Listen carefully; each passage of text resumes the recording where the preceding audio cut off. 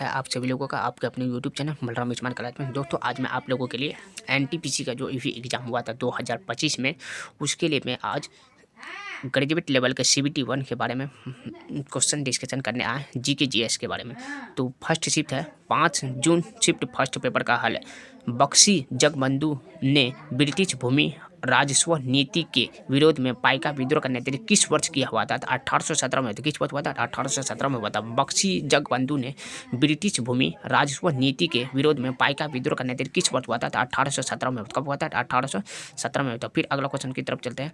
अगला क्वेश्चन है ए तुके संग्रह से निश्रित संगम संकल्पों के पूर्व नाननु और पद्दित्र पत्तु के प्रमुख वर्णन के विषय क्या है? तो राजाओं और उनके कार्यों का नायकत्व और प्रशस्ति करना था। नायकत्व और क्या करना? प्रशस्ति करना था। उसके बाद अगला क्वेश्चन है, अगला है भारत सरकार द्वारा शुरू किए गए स्मार्ट सिटीज, भारत सरकार द्वारा शुरू किए गए स्मार्ट सिटीज मिशन के अंतर्गत प्रारंभ में कितने शहरों को शामिल किया गया था? तो 100 शहरों को शामिल किया गया था। फिर से भारत सरकार द्वारा शुरू किए गए स्मार्ट सिटीज मिशन के अंतर्गत प्रारंभ में कितने शहरों को शामिल किया गया था? तो 100 शहरों को शामिल किया गया। कितने? तो 100 शहरों को किया गया था, शामिल किया गया था। फिर अगला क्वेश्चन है कि निम्नलिखित में से कौन सा रासायनिक परिवर्तन का उदाहरण है? तो लकड़ी का जलन रासायनिक परिवर्तन का उदाहरण है। पीछे निम्नलिखित में से कौन सा रासायनिक परिवर्तन का उदाहरण है? तो लकड़ी का जलन रासायनिक परिवर्तन का उदाहरण है।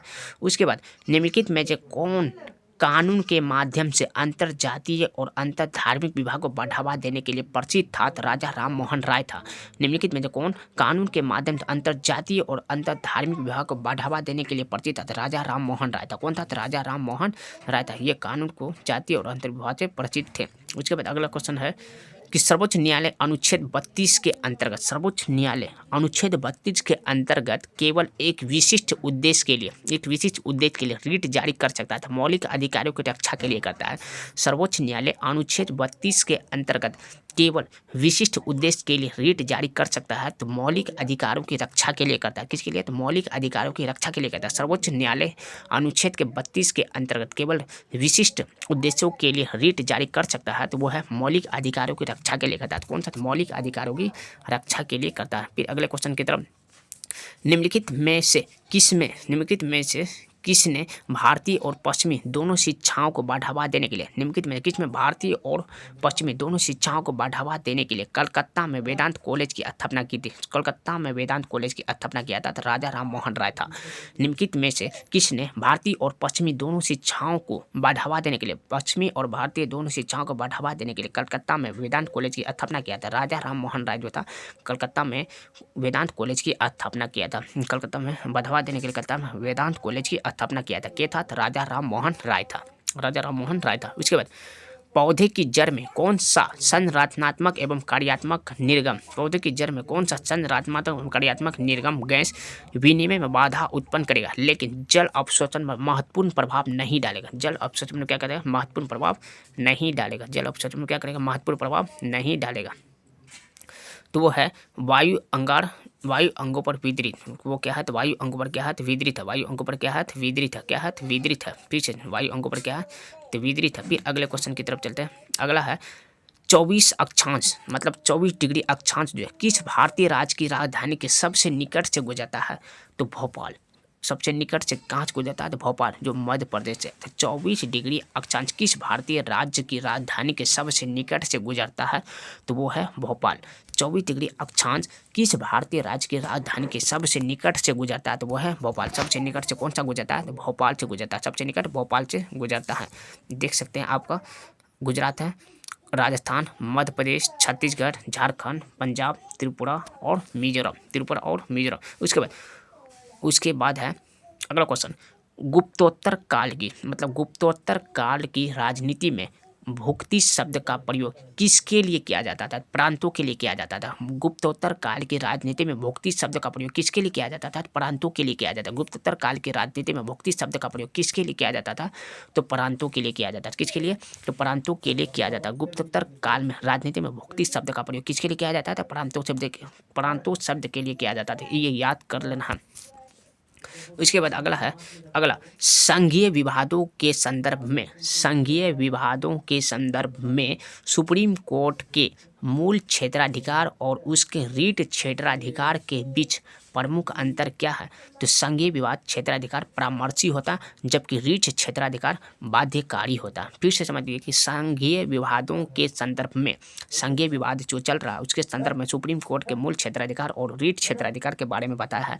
क्या बताया? तो संघीय विवाद क्षेत्राधिकार परामर्शी होता, जबकि रीट क्षेत्राधिकार बाध्यकारी होता। रीट क्षेत्राधिकार क्या होता है? तो बाध्यकारी होता। रीट क्षेत्राधिकार क्या होता?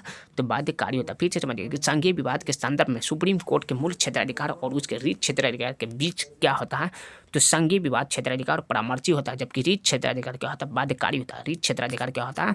तो बाध्यकारी होता, बाध्यकारी होता। फिर अगले क्वेश्चन की तरफ चलते हैं। ये भारत का पूर्वी तटीय मैदान किस राज्य से, मतलब क्वेश्चन पूछ रहा है कि भारत का पूर्वी तटीय मैदान किस राज्य से और किस राज्य तक फैला हुआ है? किस राज्य से किस राज्य तक फैला हुआ है? तो पश्चिम बंगाल से तमिलनाडु तक फैला हुआ। कहाँ से? तो पश्चिम बंगाल से तमिलनाडु तक फैला हुआ। पश्चिम बंगाल से कहाँ तक फैला हुआ? तो तमिलनाडु से। तो भारत का पूर्वी तटीय मैदान किस राज्य से किस राज्य से और किस राज्य तक फैला हुआ? तो पश्चिम बंगाल से तमिलनाडु तक फैला हुआ। भारत का पूर्वी तटीय मैदान किस राज्य से किस राज्य तक फैला हुआ है? तो पश्चिम बंगाल से तमिलनाडु तक फैला हुआ। फिर अगला क्वेश्चन की तरफ चलते हैं। अगला है किस प्रकार अधीनस्थ न्यायालय मुख्य रूप से संपत्ति के स्वामित्व और संविदात्मक समझौते से संबंधित विवादों का निपटान किया था? संबंधित विवादों का क्या किया था?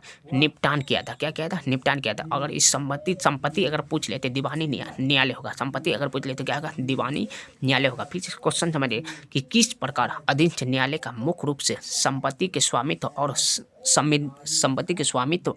संविदात्मक समझौते से संबंधित विवादों का निपटान किया था? तो दीवानी न्यायालय था। कौन सा था? दीवानी न्यायालय था। फिर अगले क्वेश्चन की तरफ चलते हैं। अगला है दक्षिण भारतीय मंदिर वास्तुकला में गर्भगृह के ऊपर निर्मित सीढ़ीनुमा या पिरामिड नुमा संरचना को क्या कहा जाता है? तो विमान कहा जाता है। क्या कहा जाता है? विमान कहा जाता है। दक्षिण भारतीय मंदिर वास्तुकला में गर्भगृह के ऊपर निर्मित सीढ़ीनुमा या पिरामिड संरचना को क्या कहा जाता है? तो विमान कहा जाता है। दक्षिण भारतीय मंदिर वास्तुकला में गर्भगृह के ऊपर निर्मित सीढ़ीनुमा या पिरामिड नुमा संरचना को क्या कहा जाता है? तो विमान कहा जाता है। क्या कहा जाता है? तो विमान कहा जाता है। फिर अगला क्वेश्चन की तरफ चलते हैं।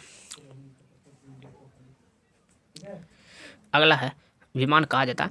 निम्नलिखित में से कौन सा विलयन जल अपघटन के कारण थोड़ा सा अम्लीय हो जाता है? तो NH4Cl होता है। निम्नलिखित में से कौन सा विलयन जलीय अपघटन के कारण थोड़ा सा अम्लीय हो जाता है? तो NH4Cl होता है। निम्नलिखित में से कौन सा विलयन जलीय अपघटन के कारण थोड़ा सा अम्लीय हो जाता है? NH4Cl होता है। निम्नलिखित में से कौन सा विलयन अम्लीय जल अपघटन के कारण थोड़ा सा क्या हो जाता है? तो अम्लीय हो जाता है। तो वो है NH4Cl। निम्नलिखित में से कौन सा विलयन जलीय अपघटन के कारण थोड़ा सा अम्लीय हो जाता है? तो वो है NH4Cl होता है। कौन सा होता है? NH4Cl होता है। कौन सा होता है? NH4Cl होता है। फिर अगला क्वेश्चन है कि निम्नलिखित में से किस भारतीय राज्य की तट रेखा नहीं है? इसमें पूछ रहा है क्वेश्चन कि किस भारतीय राज्य की तट रेखा नहीं है? तो राजस्थान नहीं है। किस भारतीय राज्य की तट रेखा नहीं है? तो राजस्थान नहीं है। किस भारतीय राज्य की तट रेखा नहीं है? तो राजस्थान नहीं है। किस भारतीय राज्य की तट रेखा नहीं है? तो भारतीय राज्य की तट रेखा अगर पूछे आपको कि भारतीय राज्य की तट रेखा नहीं है तो राजस्थान नहीं है। भारतीय राज्य की तट रेखा नहीं है तो राजस्थान नहीं है। फिर अगले क्वेश्चन की तरफ चलते हैं। तख्त ए बही शिलालेख किस पार्थियन शासक का उल्लेख करता है? तो गोंडो फर्नेस। तो तख्त ए बही शिलालेख किस पार्थियन शासक का उल्लेख करता है? गोंडो फर्नेस होता है। कौन होता है? गोंडो फर्नेस होता है। तख्त ए वही शिलालेख किस पार्थियन शासक का उल्लेख करता है? तो गोंडो फर्नेस करता है। तख्त ए वही शिलालेख किस पार्थियन शासक का उल्लेख करता है? तो गोंडो फर्नेस करता है। तख्त ए वही शिलालेख किस पार्थियन शासक का उल्लेख करता है? तो गोंडो फर्नेस करता है। तख्त ए बही शिलालेख किस पार्थियन शासक का उल्लेख करता है? तो गोंडो फर्नेस करता है। कौन करता है? तो गोंडो फर्नेस करता है। उसके बाद है अगला, भारतीय दूरसंचार क्षेत्र को किस वर्ष दूरसंचार नीति के तहत उदारीकृत बनाया गया था? किस वर्ष उदारीकृत बनाया गया था? तो 1994 में। भारतीय दूरसंचार क्षेत्र को किस वर्ष दूरसंचार क्षेत्र नीति के तहत उदारीकृत बनाया गया था? तो वो है 1994। फिर से मतलब भारतीय दूरसंचार क्षेत्र को किस वर्ष दूरसंचार नीति के तहत उदारीकृत बनाया गया था? तो 1994। तो भारतीय दूरसंचार क्षेत्र को किस वर्ष दूरसंचार नीति के तहत उदारीकृत बनाया गया था? तो 1994। था। भारतीय दूरसंचार क्षेत्र को किस वर्ष दूरसंचार नीति के तहत उदारीकृत बनाया गया था? तो 1994। 94 था। कौन सा? 1994। साबरमती नदी किस स्थान से निकलती है? अरावली पहाड़ी राजस्थान से निकलती है। साबरमती नदी किस पहाड़ी से निकलती है? तो अरावली पहाड़ी राजस्थान से निकलती है। और सतपुड़ा की सबसे ऊंची चोटी को क्या कहते हैं? ध्रुवगढ़ कहते हैं। सतपुड़ा की सबसे ऊंची चोटी को क्या कहते हैं? तो ध्रुवगढ़ कहते हैं। क्या कहते हैं? ध्रुवगढ़ कहते हैं। और वो महाराष्ट्र में कौन सा है? तो महाराष्ट्र में कौन सा पहाड़ी है? तो अजंता सातमाला हरिश्चंद्र अजंता सातमाला हरिश्चंद्र। उसके बाद ये सब का महाराष्ट्र में। उसके बाद अगले क्वेश्चन की तरफ चलते हैं। अगला क्वेश्चन है कि सड़क प्रकाश व्यवस्था और जल निकासी जैसे सीमित नगर पालिका कार्यों वाले छोटे शहरों का प्रबंधन कौन सा शहरी स्थानीय स्वशासन निकाय करता है? तो टाउन एरिया समिति कहता है।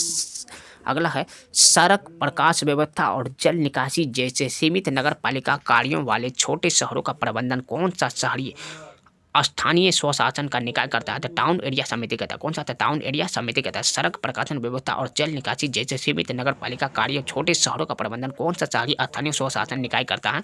तो टाउन एरिया समिति कहता है। कौन सा? टाउन एरिया समिति। अगला भारतीय संविधान के 97 संशोधन अधिनियम द्वारा राज्य के नीति निर्देशक सिद्धांतों का कौन सा अनुच्छेद जोड़ा गया था? अनुच्छेद 43B जोड़ा गया है। भारतीय संविधान के 97 संशोधन अधिनियम द्वारा राज्य के नीति निर्देशक सिद्धांतों का कौन सा अनुच्छेद जोड़ा गया है? तो अनुच्छेद 43B जोड़ा गया है। अनुच्छेद 43B। सतपुड़ा पर्वत का उच्चतम बिंदु निम्नलिखित में जो कौन सा है? ध्रुवगढ़ है। सतपुड़ा पर्वतमाला का उच्चतम बिंदु निम्नलिखित में जो कौन सा है? तो ध्रुवगढ़। कौन सा है? तो ध्रुवगढ़। अगला ये है आपका सतपुड़ा का पूरा बायोडाटा। ये है, आप देख सकते हैं। एक बार अगर स्क्रीनशॉट लेना चाहते हैं तो स्क्रीनशॉट ले सकते हैं।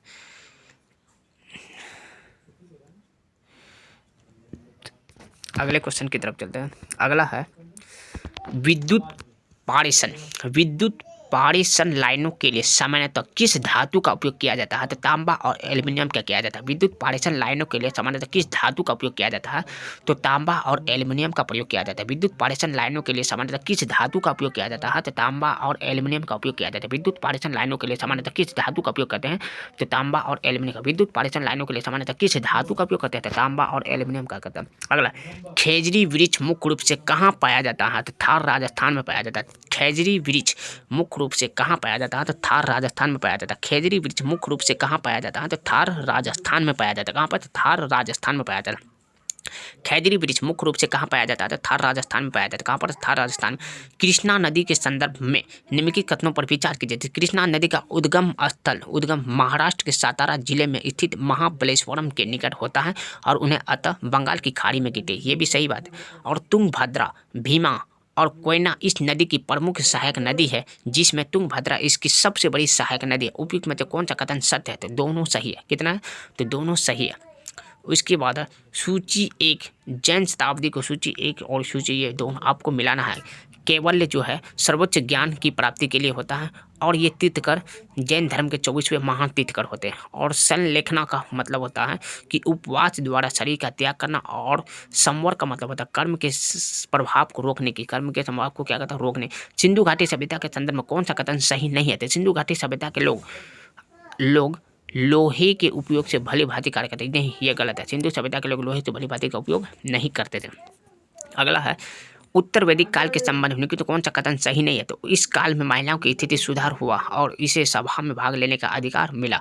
ये सही। अगला क्वेश्चन है भारत छोड़ो आंदोलन के संदर्भ में निम्नलिखित में कौन सा कथन सत्य है? तो इस आंदोलन लॉर्ड कर्जन के समय शुरू हुआ था। इस आंदोलन के दौरान महात्मा गांधी ने करो या मरो का नारा दिया था। बिल्कुल सही बात। महात्मा गांधी ने ही करो या मरो का क्या दिया था? नारा दिया था। उसके बाद वेबल योजना 1945 के संदर्भ में निम्नलिखित में से कौन सा कथन सही नहीं है? ये पूछ रहा। तो वेबल योजना को कांग्रेस और मुस्लिम लीग दोनों ने सर्वसम्मति के स्वीकार कर लिया था। अगर वीडियो अच्छा लगा तो आप लोग अपने दोस्तों के पास शेयर करें। अगर वीडियो अच्छा लगा तो आप अपने दोस्तों के पास शेयर करें और जल्द से जल्द सब्सक्राइब करें।